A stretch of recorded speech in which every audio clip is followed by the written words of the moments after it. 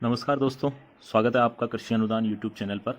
दोस्तों, एक विषय है ट्रैक्टर लोन का, जो ग्रामीण स्तर पर हमारे किसान भाइयों में के बीच में बड़ा फेमस विषय है।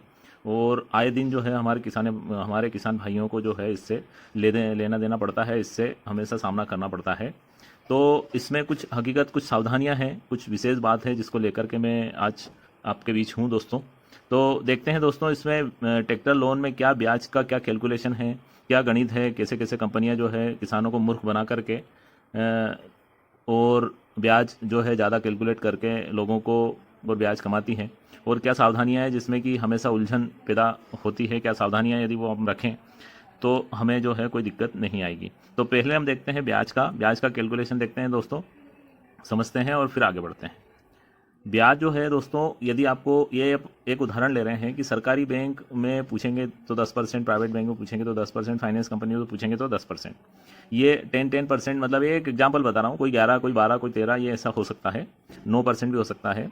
तो ये बताते हैं 10%। जैसे सरकारी बैंक ने, कोई राष्ट्रीयकृत बैंक है, स्टेट बैंक या कोई भी बैंक है, तो बताएंगे 10%।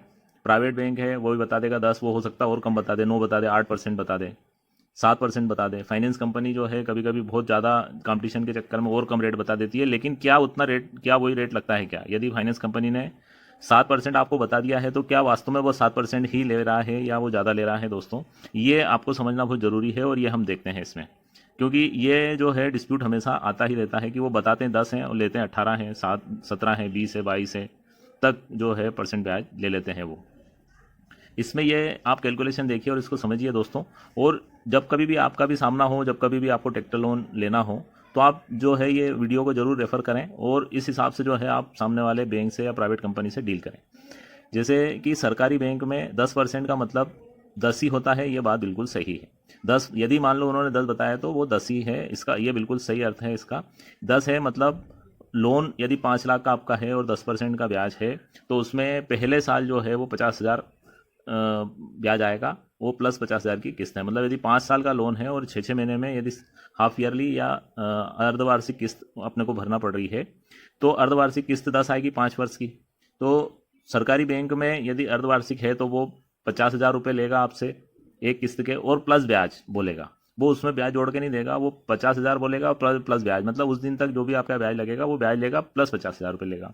अब यहाँ पर 50,000 जमा करने के बाद में जो बैलेंस बचेगा अपना 4.5 लाख, तो फिर अगला ब्याज जो है वो 4.5 पे कैलकुलेट होगा, 4.5 लाख पे। इसी प्रकार से जो है सरकारी बैंक में ये ब्याज जो है कम ही लगता है हमेशा। अब प्राइवेट बैंक में देखेंगे तो 10% ही बोलेंगे वो भी, लेकिन वहाँ 10% का मतलब जो है वो 10 नहीं है दोस्तों। यहाँ पर 10% का मतलब जो है कभी कभी बहुत ही ज़्यादा, वो उसको 17, 18, 19, 20% तक भी जो है हमसे ब्याज ले लेते हैं। इसमें 10% का ज़्यादा मतलब इसलिए है दोस्तों कि ये फ्लैट रेट है, ये फ्लैट रेट ही लगाते हैं। मतलब 5 लाख का आपने फाइनेंस लिया है तो वो 5 वर्ष का पूरे 5 लाख के बैलेंस पे कैलकुलेट करके और हमारी किस्त बनाते हैं। मतलब यदि यहाँ मैं देखूँ तो 50,000 रुपये पर ईयर का ब्याज आएगा प्रति वर्ष का, और उसके अंदर यदि 5 का गुणा करें 5 साल का, तो दोस्तों ये टोटल हो जाता है 2.5 लाख रुपए। तो 2.5 लाख और 5 लाख ये हो गए 7.5 लाख। इस प्रकार से 10 किस्तें जो है वो 75-75 हज़ार की 10 किस्तें उसमें आती हैं। जबकि ये जो है सही नहीं है, या फिर जैसा भी बोल दो, गवर्नमेंट की उनको परमिशन है, और चूंकि बहुत थ्रस्ट है ट्रैक्टर लोन का, तो वो इस प्रकार से पैसे कमाते हैं। फाइनेंस कंपनी में देखें तो वही सेम कहानी है, या प्राइवेट बैंक और फाइनेंस जो एनबीएफसी है, नॉन बैंकिंग फाइनेंस कंपनी, उनका भी यही कहानी है। वो भी फ्लैट रेट पे जो है 10%, यदि एग्जाम्पल लें अपन 10 का, तो 10% यदि जोड़ते हैं वो, तो फ्लैट जोड़ते हैं और उसमें 75,000 रुपये किस्त आती है दोस्तों। इसमें यदि देखेंगे प्राइवेट बैंक और फाइनेंस कंपनी में, तो 5 साल का 2.5 लाख रुपये का जो है ब्याज वो अपने से ले लेते हैं। ये जैसे कुल ब्याज की राशि आपको ये सामने दिख रही है। सरकारी बैंक में ये 2,05,000 लगेगा 5 साल का पूरा टोटल ब्याज, क्योंकि ये रिड्यूसिंग बैलेंस पे रहता है। मतलब ये कटमिति ब्याज है, जो बैलेंस आपका खाते में रहेगा उसी पे लगेगा। और प्राइवेट बैंक में ये 2.5 लाख रुपये, 2,05,000, मतलब यहाँ 45,000 रुपये का अपने को जो है नुकसान है। 5 लाख का यदि फाइनेंस है तो, और यदि फाइनेंस आपका 6 लाख 7 लाख का फाइनेंस है तो और ज़्यादा नुकसान है दोस्तों। फाइनेंस कंपनी जो है वही 2,50,000 रुपये फ्लैट रेट में ले लेती है। अब ये लोग क्या करते हैं कि आपको जो है उसको ब्याज को कम बता करके, जैसे ये ब्याज आपको बता देंगे 7%, कि साहब बैंक, स्टेट बैंक या कोई भी सरकारी बैंक आपसे 10 ले रहा है, 11-12% ले रहा है, जबकि हम तो 7% ले रहे हैं। लेकिन ये 7 का मतलब 7 नहीं होता है दोस्तों। ये 7 का मतलब जो है ब्याज, वो यदि फ्लैट रेट जोड़ते हैं तो ये बहुत महंगा सौदा अपने लिए होता है दोस्तों। इसमें सरकारी या राष्ट्रीयकृत बैंक में ब्याज रिड्यूसिंग बैलेंस पर ही लगता है। मतलब सरकारी बैंक में जो पैसा हम जमा कर देंगे उस पर ब्याज लगना बंद हो जाएगा। ठीक है ना। और उसके बाद में जबकि प्राइवेट बैंक में और फाइनेंस कंपनी में ब्याज संपूर्ण लोन अवधि जितना भी हम जैसे लोन लेंगे जितने दिन का, उसमें फ्लैट रेट जोड़ करके वो एक साथ उसको कैलकुलेट करके और पूरा ब्याज लगा देते हैं, जो कि हमको बहुत ज़्यादा हैवी पड़ता है। इसमें सावधानियां क्या होना चाहिए ट्रैक्टर लोन में, तो इसमें सबसे बड़ी तो सबसे पहला, चूंकि हमारे जेब से पैसा जा रहा है दोस्तों, तो हमको जो है कुल ब्याज कितना लग रहा है वो कैलकुलेट करना है, उसकी किस्त क्या आ रही है वो कैलकुलेट करना है। और ये जो है इनको टोटल को जोड़ दें और ये लिखित में लें। और ये पूरी किस्त क्या आएगी, कितने दिन की आएगी, पहली किस्त कब आएगी, दूसरी कब आएगी, ये सारी किस्तें जो हैं वो पूरी लिखित में लें दोस्तों आप। और दूसरा, फाइनेंस की कुल राशि निश्चित कर लें, लिखित में लेवें, कि कभी ऐसा नहीं होना चाहिए कि हमने 5 लाख का फाइनेंस का बोला और वो 5,20,000 कर लिया या 5.5 लाख रुपए फाइनेंस कर दिया। तो ये वाली भी परेशानियां बहुत सारी जगह आती हैं, तो इसका भी विशेष ध्यान हमको रखना चाहिए दोस्तों।